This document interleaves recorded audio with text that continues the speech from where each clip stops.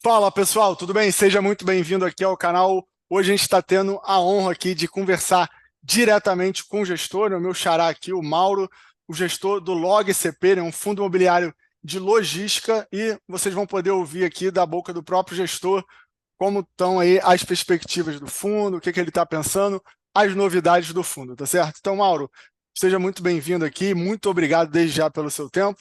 Queria rapidamente que você se apresentasse, em seguida você falasse um pouco, né, do LGCP aí, para quem não conhece, um pouco das peculiaridades do fundo, né, como se dá essa relação também com a Log, né, empresa que vocês têm ali uma parceria, então fica à vontade aí, por favor. Mauro, primeiramente, obrigado pelo convite. É um prazer estar aqui com você, com seus seguidores, com quem a gente vai se comunicar aqui. É legal, eu acho muito importante a comunicação, né? Eu brinco com meu filho, não basta ser bom, tem que parecer bom, a gente tem que poder se comunicar direito para poder explicar as estratégias e ter uma leitura, os investidores, os cotistas, terem uma leitura mais próxima da gente e concordar, ou eventualmente também não concordar com o que a gente estava pensando aqui para o fundo. Bom, o LogCP é um fundo de logística, de alto padrão de logística. Ele está pulverizado em cinco ativos, cinco parques logísticos, né? Gaioli, que é em Guarulhos, Viana, no Espírito Santo, Campo Grande, no Rio de Janeiro, Contagem, em Minas Gerais e Goiânia, em Goiás, naturalmente. Esse fundo ele nasceu com uma parceria com a Log.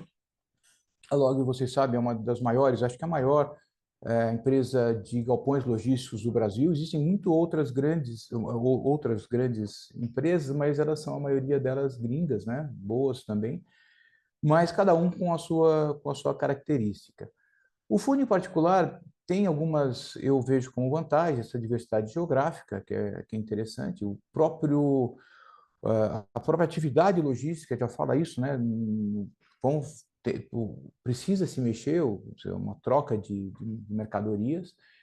E o padrão dos ativos são AAA, todos eles, também é muito importante, é um diferencial para o grupo. E tem uma coisa em particular que me agrada muito, que os galpões têm uma característica técnica de serem modulares.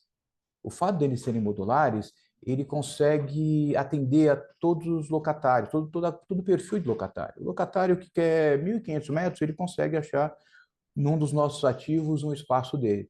Se ele quiser 3.000, ele pega dois módulos. Se ele quer 4.500, se ele quiser 15.000 metros, ele pega 10 módulos. Então, a gente tem essa flexibilidade para atender o locatário. A gente vê no mercado, né, os grandes players com os big box. Para quem não está muito familiarizado, o big box são aqueles galpões de 40, 60 mil metros quadrados inteiros, que para esse locatário menor não tem tanta atratividade, tanto para o locador quanto para o locatário. Obviamente que na engenharia tudo é possível, né? A gente consegue pegar 30 mil metros e separar 1.500, 3.000 metros. Mas, economicamente, talvez não valha a pena. O próprio locador, ele busca um cara para ocupar o galpão inteiro. Certo. E aproveitando essa questão que você falou das características, né, dos ativos, a gente observa que historicamente ele sempre teve uma vacância até zero ou muito próxima de zero, né? Enquanto a vacância do mercado, dependendo da região ali, está mais para 10, 12, né? Que seria ali mais ou menos uma média, né? Aproximada ali da indústria, né? E apesar de a grande maioria dos contratos serem típicos, né? Ele consegue manter uma vacância sempre muito próxima de zero. E eu queria que você comentasse um pouco, né, dessa estratégia, como você falou, dos galpões modulares, né, quais as principais diferenças e, apesar, né, se vocês olharem no relatório de ter, né, sempre alguns contratos para vencer, isso historicamente não tem sido um problema, né, eu não sei, e aí uma visão pessoal minha, né, se o mercado acaba cobrando, né, um pouco mais de prêmio por essa questão de ter sempre uma quantidade boa de contratos a vencer, mas historicamente, né, isso não tem sido um problema, porque a vacância tem ficado né, a melhor possível, né? Melhor que zero não tem. Então, eu queria que você falasse um pouco ali dessa estratégia desse dia a dia, como vocês lidam comercialmente com essa questão. Legal, boa pergunta, Mauro. A gente mitiga o risco, né? Por ser modular, a gente não põe muitos ovos numa cesta só. Então, primeiro, quando um locatário sai, a gente coloca outro, quer dizer, é pé pequeno. A minha raiz é de tijolo, eu não saberia fazer o roadshow, administrar um fundo, se eu não conhecesse muito bem, pessoalmente, cada um dos ativos. Então, quando eu comecei a assumir esse fundo, o primeiro que eu fui foi no Gaioli, aqui em Guarulhos, né? Fui lá, placa, aluga-se. Mas na minha planilha está 100% alugado. Como é que tem uma placa de aluga-se? Chamei o building manager e falei, escuta, o que é essa placa? Né? Ele falou, é para fazer fila. Então, a gente tem aqui, e aí é mérito da Log, e eu não tenho nenhuma procuração para falar bem deles, tá? Todo mundo sabe que é o mesmo grupo econômico, mas eles são uma ponta prestadora de serviço ou vendedora, e nós somos uma ponta gestora e compradora. Então, a gente está em dois lados imparciais da mesa, tá? Mas, continuando, eles têm já uma fila, já tem um termômetro do que como é que está o mercado, e sai um locatário, entra outro. A gente tem, eu fiz essa conta, eles nem tinham essa conta, um prazo médio de reposição de locatário, que era 42 dias, caiu para 30 dias. Então, eles conseguem repor esse locatário muito rápido, porque já tem uma listinha de potenciais interessados. Então, eu vejo isso como uma mitigação de risco. Ele é pulverizado, quer dizer, tem vários locatários. Se fosse um big box, por exemplo, é meio on-off, né? Ou o cara tá, ou é receita ou é despesa. E a gente tem, lógico, dentro das características de mercado. Você sabe que hoje o mercado está praticando, quando sai um locatário, entra o novo entra com 2 meses de carência, isso é natural de mercado. Mas a gente tendo uma administração eficiente de caixa, porque a gente já prevê isso, a gente consegue não dar nenhum solavanco na distribuição de dividendos. Né? Certo. E aproveitar que você falou do ativo, né, que fica Uhum. em Guarulhos, o Gaioli, Uhum. a gente teve um fato relevante, né, que anunciou aí uma possível rescisão, né, do contrato. Se você puder, não sei até que ponto também juridicamente, mas se você puder dar um pouco mais de cor aí, como está essa negociação, se realmente já está efetivado, se ainda tem chance de talvez ficar, se já tem um inquilino, né, próximo aí, puder falar um pouco desse fato Posso relevante. falar tudo. A gente recebeu uma carta da Mundial, né, do Qatar, que tem a 66% do ativo, 22 mil metros quadrados. Era um dos ovos grandes que me incomodavam, tá? É, informando que eles não vão renovar o contrato, que agora é de março, tá? Não é que eles estão saindo porque estão sendo maltratados, ou eles acharam outro melhor, ou mais barato que seja, não é isso. É o perfil deles, eu vou expor aqui, mas acho que é público. Os próprios acionistas, eles têm um outro galpão, eles estão mudando para casa própria. Eles são alugados para a gente, estão mudando para casa própria. É uma estratégia da empresa, que eu respeito, não tem que fazer, mas a notícia boa disso é que não é nenhum demérito para o Log Gaioli. Não está saindo porque é ruim, porque está sujo, porque está precisando de manutenção, é porque está indo para casa própria. A estratégia da empresa a gente tem que respeitar. O segundo ponto é que a gente vê aqui um potencial de ganho. Hoje eles pagam bem abaixo do mercado, tá? Como é um contrato antigo, vem sendo renovado, eu vou até por confidencialidade eu não posso dar números, tá? Não, não, Mas fica à vontade, não a precisa se gente vê, comprometer também. a gente vê um potencial de ganho por metro quadrado de 10 a 15% no metro quadrado de locação. A gente vê um potencial, a gente já tem propósito para isso, não tem assinado. Por favor, tenha em mente que assim que a gente assinar o primeiro, a gente vai comunicar a vocês.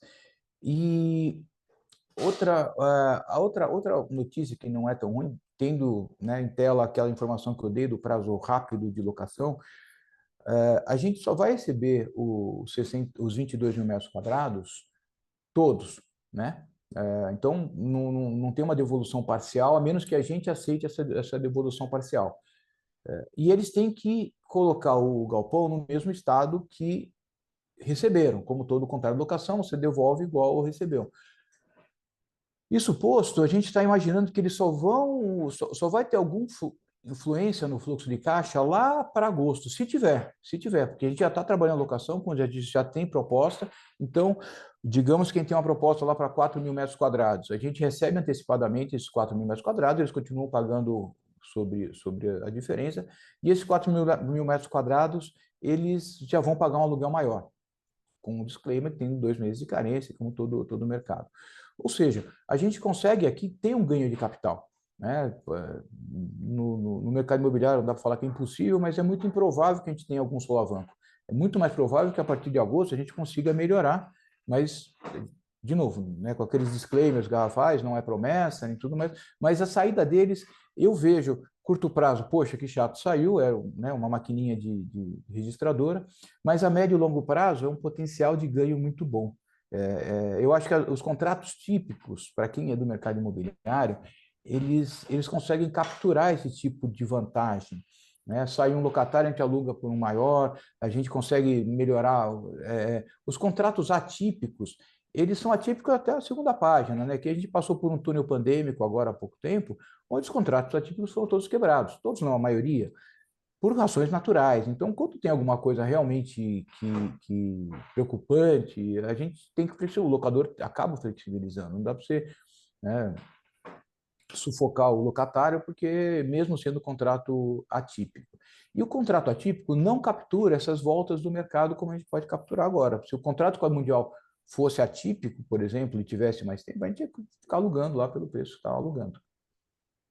Tá ótimo. Acho que a parte operacional a gente já falou bastante. Eu queria comentar agora um pouco dessa questão do Seller Finance, né, que foi acordado ali na terceira emissão, e para você também ter a chance de explicar um pouco como está a alavancagem, né, se é que ele está alavancado, como, né, pretende pagar essa questão financeira e a parte financeira do fundo, né?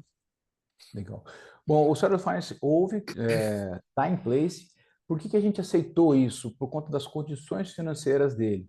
Não sei se a gente foi explícito o suficiente, mas a gente pagou 50%, isso em Sim, julho do do ano lado. passado, e recebeu 100, está recebendo 100% do aluguel. Então, primeiro já tem uma vantagem aí. O segundo é que depois de um ano a gente vai pagar mais 25% do preço, corrigido pelo IPCA apenas. IPCA mais zero. Então, não tem condição, né, no mercado tão boa quanto essa. E a terceira parcela, depois de 2 anos da primeira parcela, né, também com IPCA mais zero. Ou seja, a gente conseguiu aqui uma condição comercial, eu diria que assim, irrecusável. Está melhorando. Tanto que, está certo que a gente está um pouco turbinado por conta de Sellers Finance. Se você pegar antes do follow-on, da terceira emissão, a gente distribuía 60 centavos por cota.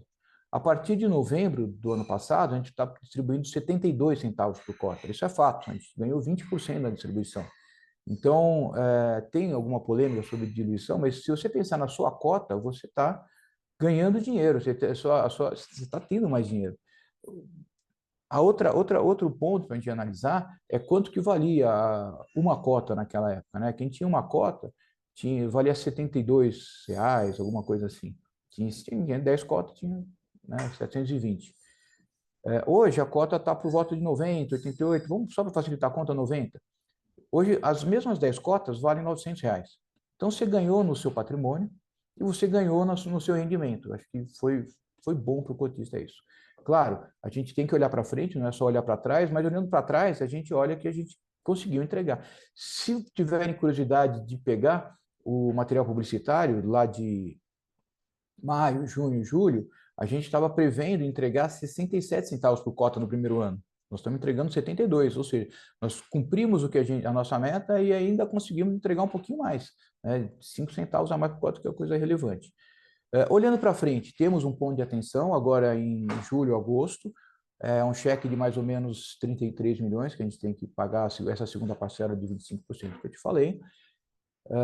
Temos várias opções, estão todas na mesa, nós vamos trabalhando já por ela, por questão de conteúdo não posso falar exatamente, mas a gente está pensando em reciclar o portfólio, esse acho que seria o ideal, o principal, estamos em algumas negociações, assim que tiver uma boa notícia, de novo, a gente volta a público, fato relevante, uma hora, se tiver espaço, a gente volta com você aqui para contar como é que foi, a gente gosta de dar boas notícias, né? Então, Claro, tem a reciclagem de tá aberto. portfólio como opção, a gente tem a opção de emissão, a gente tem a opção, e a gente já fez todos os cenários no Excel sem nenhuma queda de dividendos, tá? Uhum. Uma outra opção é dívida, agora o fundo pode fazer. Aliás, a gente já tinha feito uma estrutura que podia fazer dívida, se fosse o caso. Eu não gosto muito de dívida, eu acho que podendo comprar sem fazer dívida, e tem também, em último, se for o caso, uma integralização. Então, temos vários caminhos pela frente, temos 4 estradas pela frente. A primeira é a que mais me agrada, mas reforçando sempre, não é promessa, é um bate-papo que a gente está tendo aqui, só para o pessoal entender as nossas estratégias que a gente está trabalhando. Não, ótimo. Perfeito. Agora, para a gente encerrar aqui, eu queria que você desse a tua visão um pouco do mercado.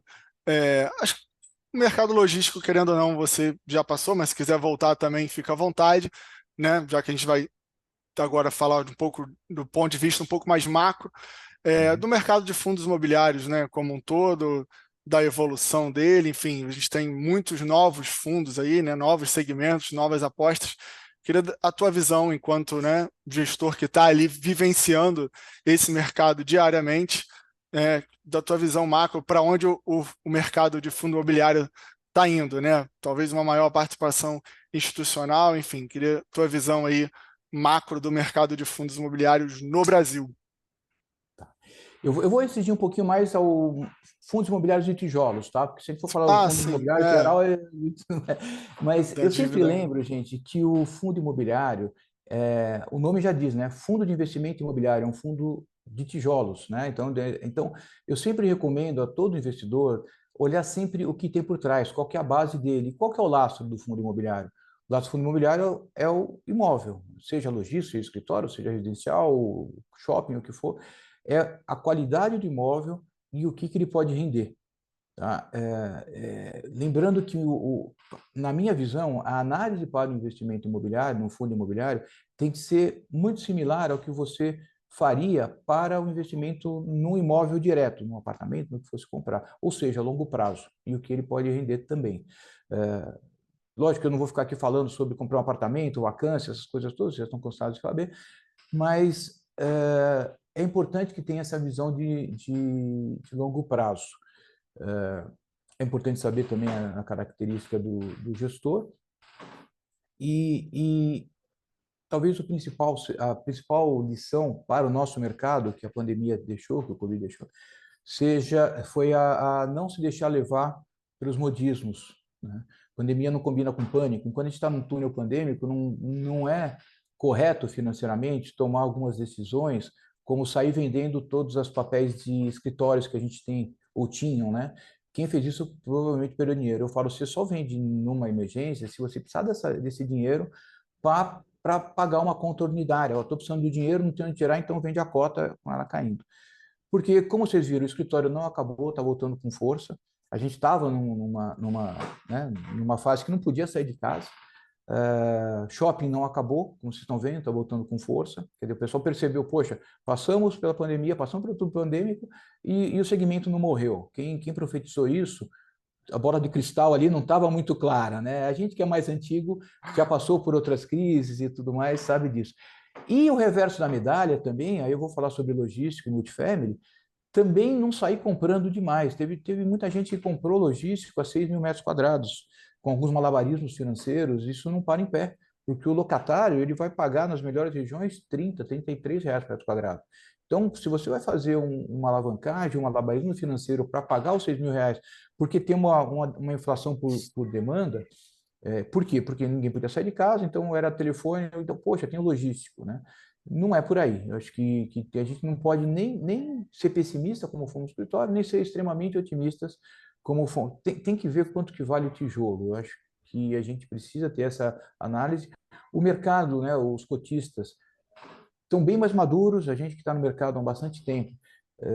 Poxa, 2019 tinha 1 milhão de cotistas, hoje estão com 2 milhões e 600. Então, 2024 tem a perspectiva de ser o melhor ano da história para os fundos imobiliários. Tanto pela queda da Selic, que a gente está vendo aqui, a migração natural de renda fixa para o nosso mercado, quanto pela base que já é grande. A gente já sai de uma base grande, 2 milhões e 600 mil e crescendo. Então, tem tudo para ser um ano ótimo para os fundos imobiliários, 2024, 2025 também. A perspectiva é boa, tá? Não estou puxando a brasa para a sardinha do logístico, não é isso, mas em geral eu acho que a gente tem excelentes oportunidades com bons ativos no mercado, cuidado com inflação por demanda e sugestão, sempre olhem o ativo, sempre olhem o prédio que está por trás. Né? no fim do dia, o tijolo por trás é o que acaba importando, né? Mas, Essa é a minha então, visão. então tá ótimo, Mauro. Muito obrigado mesmo pelo seu tempo. Espero que vocês tenham gostado aqui desse bate-papo. Deixe nos comentários se vocês têm o fundo, se não têm, se estão estudando, tá? E claro, também se inscreva no canal, deixa um like, enfim, fica aqui o meu último agradecimento aqui ao Mauro. Se quiser, né, dar uma última mensagem aí para os atuais cotistas do fundo, fica à vontade e a gente encerra aqui. Tempo de gestor de fundo é corrido, né? Eu que agradeço, Mauro. Obrigado pela oportunidade. Estamos sempre à disposição. Aos cotistas, aos interessados no fundo, quem me conhece, eu sou super acessível. Então, me procure, eu costumo ser bem acessível, é a palavra certa mesmo. Então, estou total disposição para conversar com quem quer que seja sobre qualquer tema, seja desse fundo, seja de outros fundos da casa, seja de mercado também. Eu gosto de conversar. Estou à disposição. Muito obrigado, Mauro. Tá certo, eu que agradeço. Obrigado, pessoal. Não deixe de se inscrever no canal, hein? Abraços.